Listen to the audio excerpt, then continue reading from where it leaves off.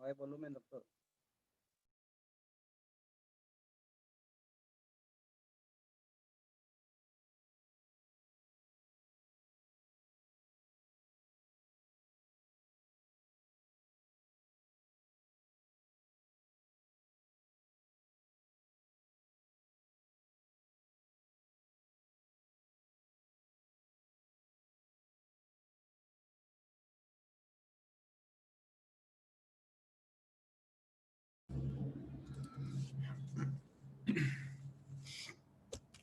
Bueno, proseguimos con el artículo 99 de la Constitución de la República del Ecuador, que trata sobre la acción ciudadana. Vamos a leer lo que es la acción ciudadana. La acción ciudadana se ejerce en forma individual o en representación de la colectividad cuando se produzca la violación de un derecho o la amenaza de su afectación. Será presentada ante autoridad competente de acuerdo con la ley. El ejercicio de esta acción no impedirá las demás acciones garantizadas en la Constitución y en la ley. Ya manifestado esto, podemos definir que la participación ciudadana, que la acción ciudadana, perdón, es una modalidad de la participación ciudadana, la cual se identifica como una garantía constitucional. Y tal cual lo vimos, se plantea de una forma general y abierta y poco especificada en la Constitución de la República del Ecuador, un tanto impracticable, sin embargo, se manifiesta la figura, ¿no?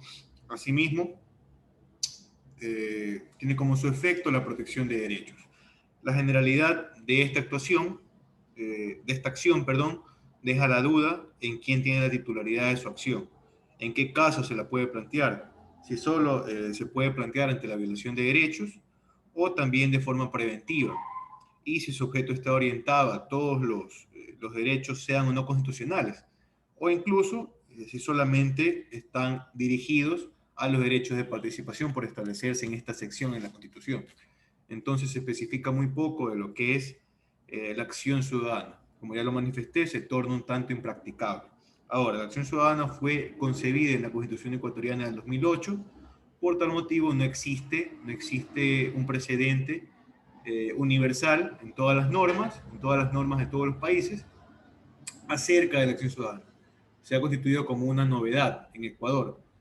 Lo único cercano, o la única concordancia a la figura cercana, viene a ser la acción popular prevista en Bolivia, perdón, y en Colombia, ¿no? Sin embargo, estas acciones populares se utilizan únicamente para precautelar o para proteger los derechos colectivos, y en el Ecuador se podrán ejercer de manera individual o colectiva.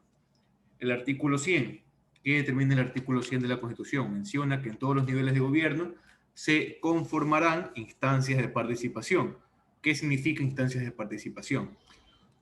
Instancias que se encuentran integradas por autoridades electas, como pueden ser, por ejemplo, prefectos, alcaldes, concejales, entre otros, representantes del régimen dependiente, es decir, representantes del Poder Ejecutivo, en este caso, en cada provincia, lo que son los gobernadores, y lo que son representantes de la sociedad civil, es decir, personas que han sido delegadas por su comunidad, por su barrio, para poder representar los derechos de la misma, ¿no? Asimismo, estas instancias de participación se formarán para elaborar planes y políticas nacionales, locales, sectoriales, para definir agendas de desarrollo, para fortalecer procesos de comunicación y para realizar mecanismos permanentes de transparencia. Mecanismos permanentes de transparencia, tal cual pueden ser, por ejemplo, lo que son las reuniones periódicas de rendición de cuentas, ¿no? Ese es un mecanismo de transparencia. Asimismo, tenemos a las audiencias públicas, tenemos las veedurías ciudadanas, las asambleas, los cabildos populares, los consejos consultivos, consejos observatorios, entre otros. Vamos a definir algunos de estos para tener en claro estos conceptos, ¿no? Tenemos lo que es la audiencia pública. ¿Qué se define como audiencia pública? Constituye una instancia de participación en el proceso de toma de decisiones, ¿no? Administrativas o legislativas, en la cual la autoridad responsable de la misma habilita un espacio institucional para que todos aquellos que puedan verse afectados o tengan relación con la norma a plantearse o con la obra que se vaya a realizar, puedan expresar su opinión respecto a ella, ¿no? Para esto serán lo que son las audiencias públicas. Tenemos también las veedurías ciudadanas. Las veedurías ciudadanas son mecanismos de control social mediante los cuales los ciudadanos ejercen su derecho de participación para el seguimiento, vigilancia y fiscalización de la gestión pública.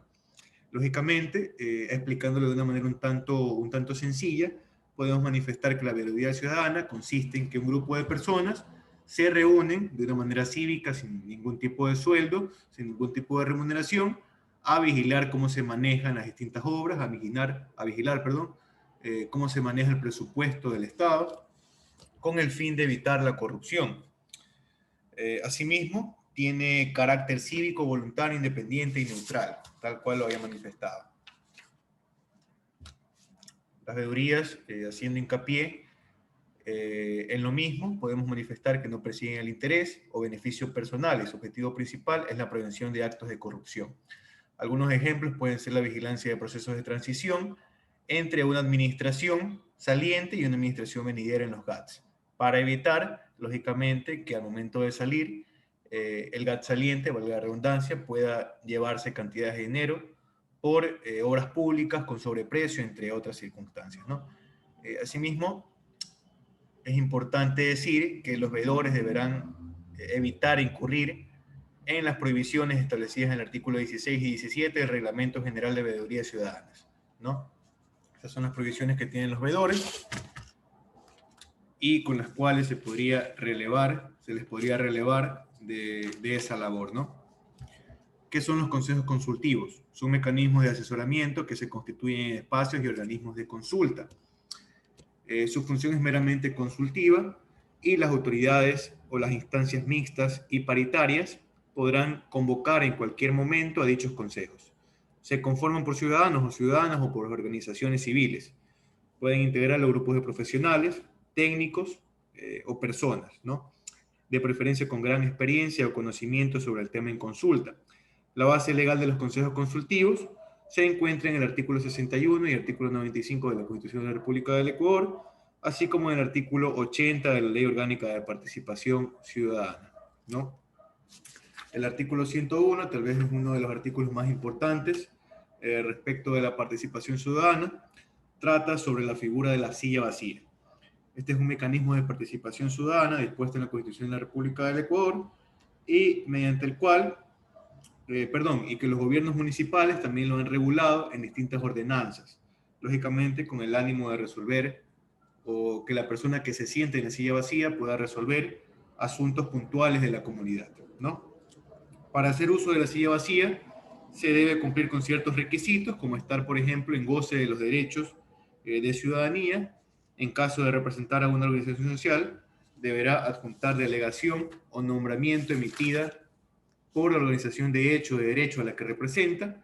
Asimismo, deberá presentar cédula de identidad y declaración de no mantener conflicto de interés personal, laboral, administrativo ni de orden político, partidista, que tengan litigios pendientes o sentencias ejecutoriadas en contra de, en este caso, del GAT, ¿no? Con la municipalidad. El trámite para la silla vacía es que el interesado debe presentar la solicitud entre 48 horas como máximo 48 horas y como mínimo 3 horas, ¿no? Antes de la fecha y hora de tratar el punto de orden en el cual manifieste su interés particular en las deliberaciones de un tema específico dentro del GAT, ¿no? Una vez receptada la petición, el secretario general califica si cumple o no con los requisitos y le informa a la persona, notifica a la persona para que haga uso de la silla vacía. Asimismo, una característica fundamental de este mecanismo es que la persona tiene voz y voto en el punto que corresponde, a diferencia, por ejemplo, de las comisiones que únicamente presentan voz, más no voto, ¿no? En cuanto a la acreditación, para ser representante se consideran parámetros como la interculturalidad, la plurinacionalidad, la relación interregional, las capacidades diferentes, inclusión y paridad de género, lo que son capacidades especiales, entre otras, con el propósito de evitar que sean las mismas personas que ocupen este espacio y haciendo valer, por supuesto, lo mencionado en la anterior clase acerca de la igualdad formal establecida en el artículo 11, numeral 2 de nuestra Constitución, los principios de no discriminación y, por supuesto, la igualdad material en aquellas personas que han sufrido lo que son vulneraciones de derechos en su contexto histórico, como por ejemplo los afroamericanos, o por ejemplo los homosexuales. Estas personas tendrán, en este caso, una ventaja para poder representar al pueblo, representar a su comunidad en la silla vacía, ¿no? Eso ha sido la clase por hoy, no quisiera terminar sin antes recordarles que la tarea ya se encuentra subida en Edmodo, la misma podrá ser presentada hasta el domingo a las 12 de la noche. La tarea consiste en el desarrollo de los artículos 103 al 111, referentes a la democracia directa y referente a las organizaciones políticas. Estas dos secciones las vamos a ver en el deber que ya se encuentra planteado en el módulo. Y asimismo desearles un feliz inicio de semana y suerte y bendiciones en sus labores. Muchas gracias. Gracias, doctor. Hasta luego, muchas gracias. Gracias, Muchísimas doctor. Buenas gracias, tardes. profesor, muy gentil. Gracias. Pase muy bien, hasta luego. Luego, compañeros. Gracias, hasta luego.